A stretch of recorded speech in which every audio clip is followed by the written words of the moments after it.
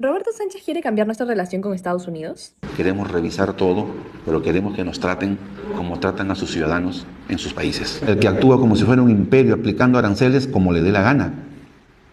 Entonces, ¿de cuál modelo nos hablan que quieren defender? Sabemos cuáles son los socios comerciales más importantes del Perú, sí, Estados Unidos y China. Pero ¿qué pasaría si las propuestas de Roberto Sánchez en el ámbito internacional terminan aislándonos económicamente? Roberto Sánchez en general es como la oveja negra de la familia en un ciclo donde Estados Unidos ha cambiado su doctrina de seguridad y de que va a presionar, va a presionar.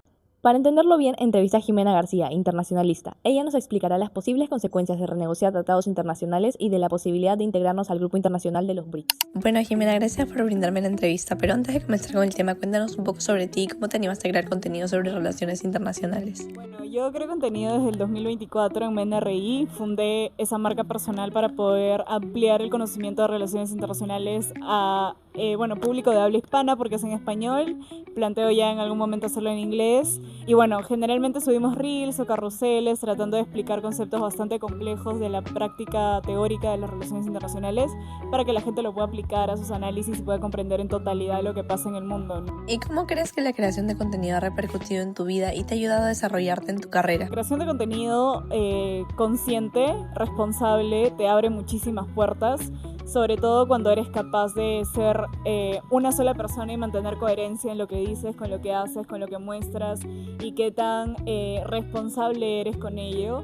Creo que cuando crea contenido tiene una opción de irse por el lado más amarillista, por el lado que da más vistas pero que no te da prestigio, pero sí te da fama, y el otro lado de construir ladrillo a ladrillo algo que te dé prestigio y a la vez te dé visibilidad, y es ahí donde generalmente te empiezan a llamar y te empiezan a preguntar cosas porque saben que dentro del fondo no te interesa tanto el número de followers, sino la capacidad que puedes tener para generar contenido consciente y responsable sobre los temas que manejas.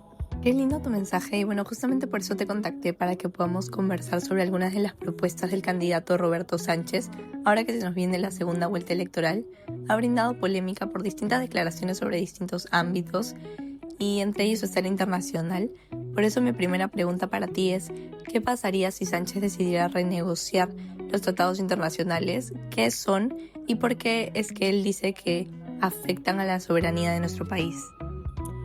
Mira, los TLCs o tratados de libre comercio, como bien lo dice el nombre, son tratados, son acuerdos que son firmados por países y es un compromiso de un país. ¿Qué pasa? En las relaciones internacionales no hay una entidad central. Las cortes no son entidades centrales que gobiernen el mundo. Las cortes, para los que no saben, tú puedes enviar un caso a una corte, pero si ambas partes no están de acuerdo que la corte tenga mediación en el conflicto, pues no va.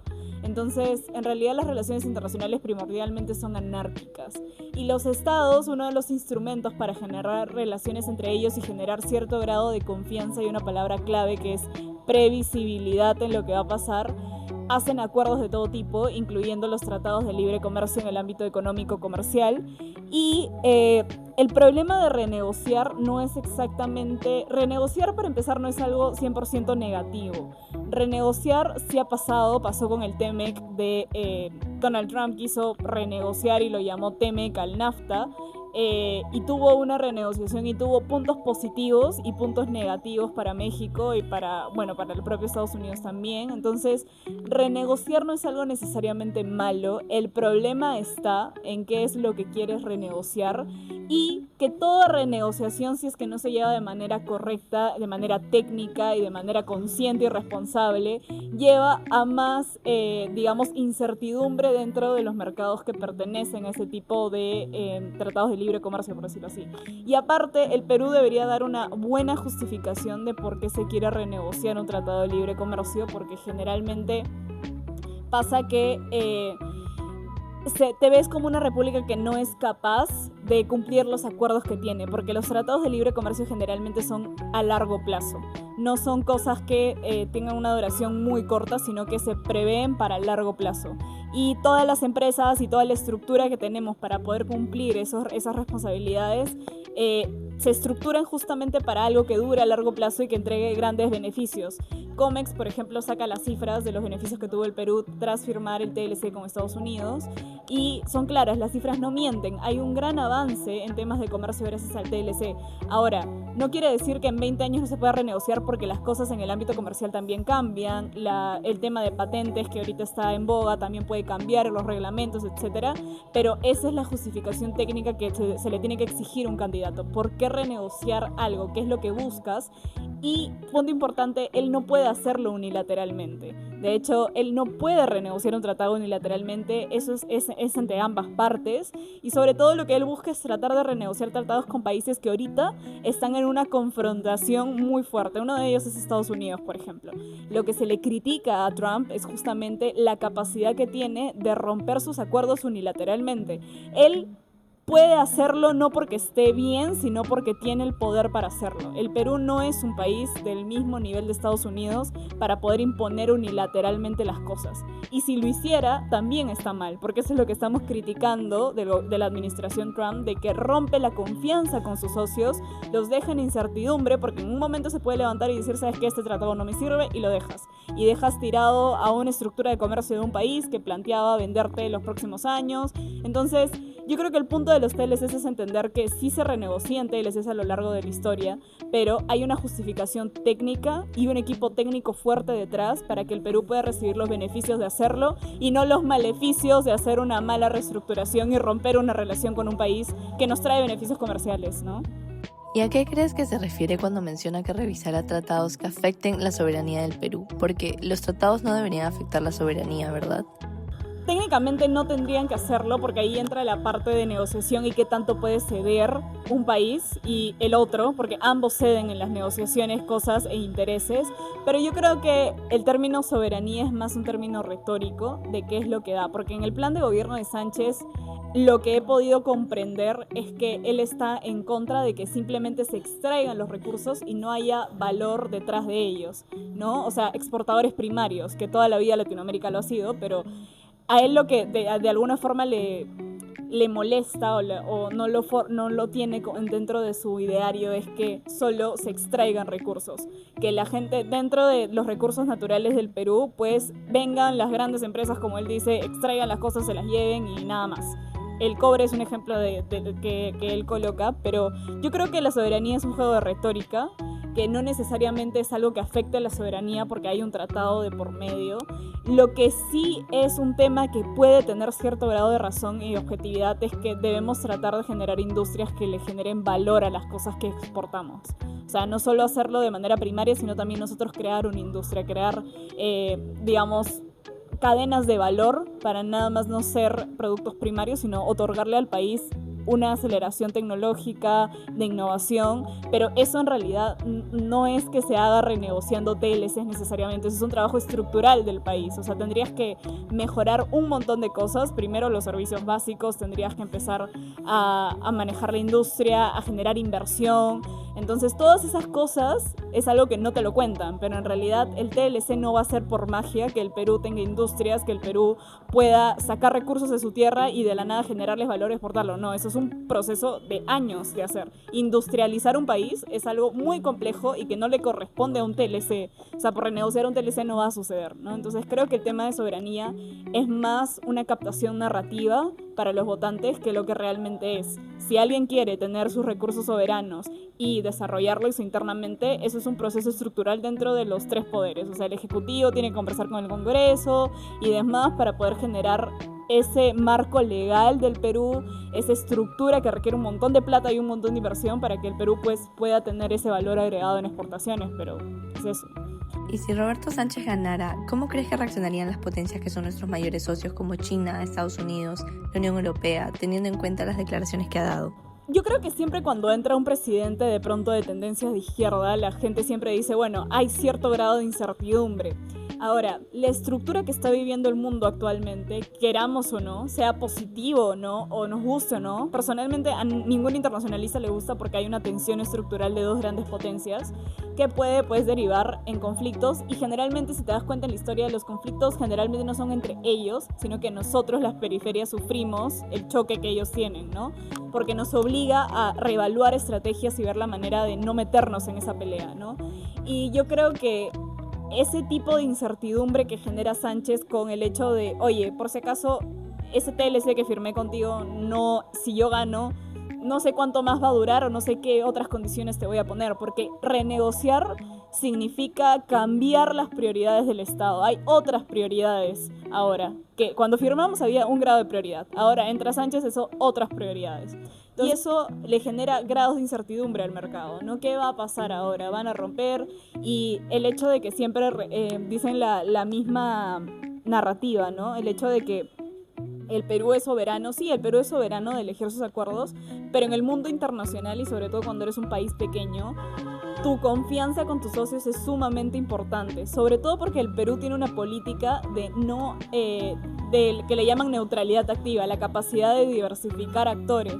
Y lo que tienes que hacer ahora es tratar de ganarte la confianza de diversos actores en el sistema para evitar caer en una trampa de dependencia de una potencia y otra, porque en un momento te van a estrangular y te van a dar a elegir y eso puede ser muy difícil de transitar para un país pequeño, ¿no? Entonces, el hecho de que nos veamos como socios que son capaces de negociar justamente, respetar sus acuerdos, te permite de alguna forma darte esa apertura a los diversos socios que saben que pueden confiar en el Perú y que saben que pueden invertir en el Perú y que saben que esos acuerdos son acuerdos que se van a cumplir.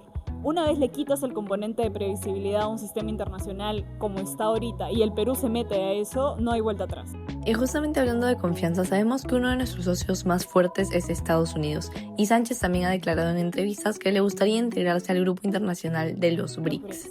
¿Cómo crees que reaccionaría Estados Unidos?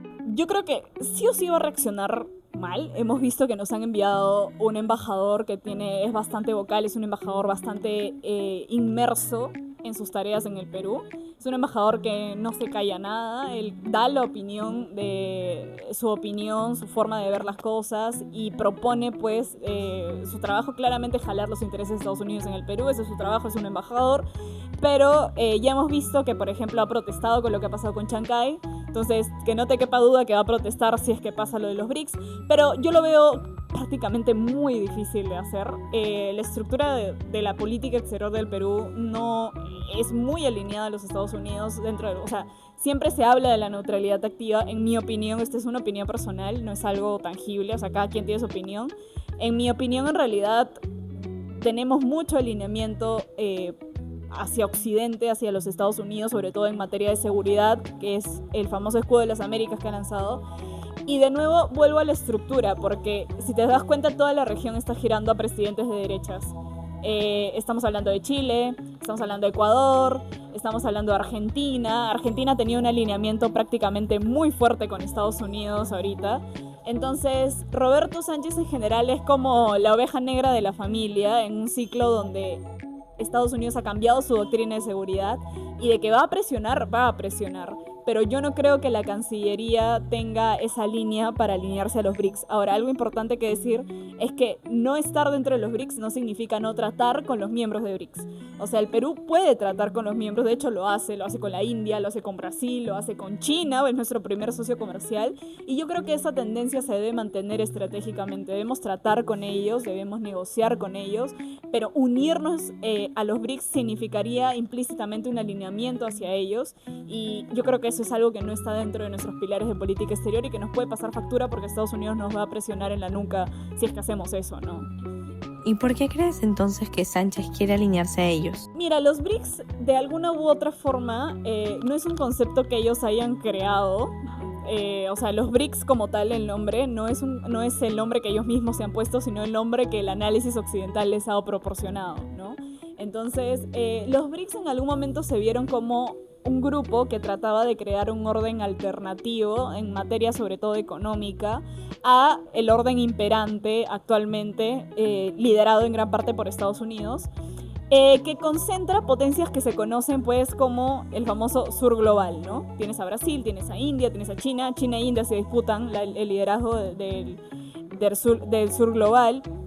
Tienes a Rusia también. Entonces son países que son percibidos por grandes potencias occidentales como potencias revisionistas en el caso de Rusia, en el caso de China. O sea, no son potencias amigables del todo.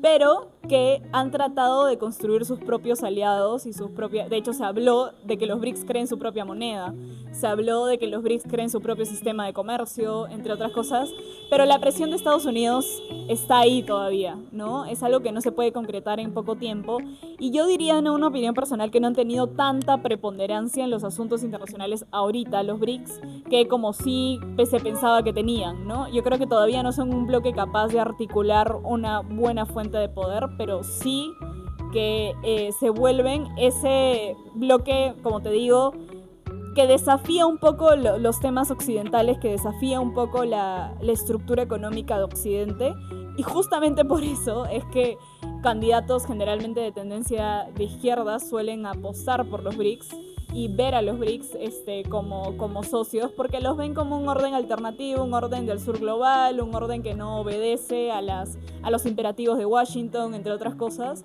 pero en realidad, profundamente mirando el Perú, es prácticamente, yo diría, poco estratégico.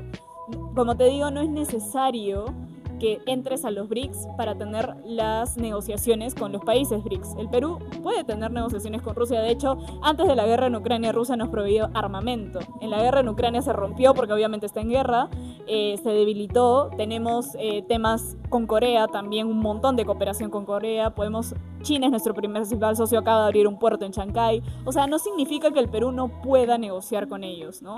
Pero unirte a los BRICS es literalmente aceptar implícitamente todo lo que te acabo de mencionar, ¿no? Un reto a un orden alternativo, buscar otra forma de hacer las cosas con potencias que pues son vistas como los desafiantes del orden imperante. Entonces yo creo que eso sí nos pone en tensión con Estados Unidos un poco. Y ya en tu opinión personal, ¿crees que Sánchez está causando incertidumbre desde ya con este tipo de declaraciones acerca de los TLCs y el tema de los BRICS? ¿Qué crees que le queda ahora que ya lo pueden estar viendo como una amenaza internacional? ¿O tú crees que no lo ven así aún? Mira, de forma muy objetiva, la mayor objetividad que puedo darte es que, como te dije, renegociar un TLC no siempre es malo. De hecho, si ambas partes renegocian un TLC porque ambos están de acuerdo que los tiempos han cambiado y que hay cosas que hay que actualizar y hay cosas que otros procedimientos, otro tipo de mercancía que carga valor en el tiempo. Por ejemplo, ahorita lo que está cargando un montón es patentes, es propiedad intelectual, está cargando un montón inteligencia artificial, chips. Entonces, cuando los tiempos cambian, los TLC se pueden de alguna forma ver.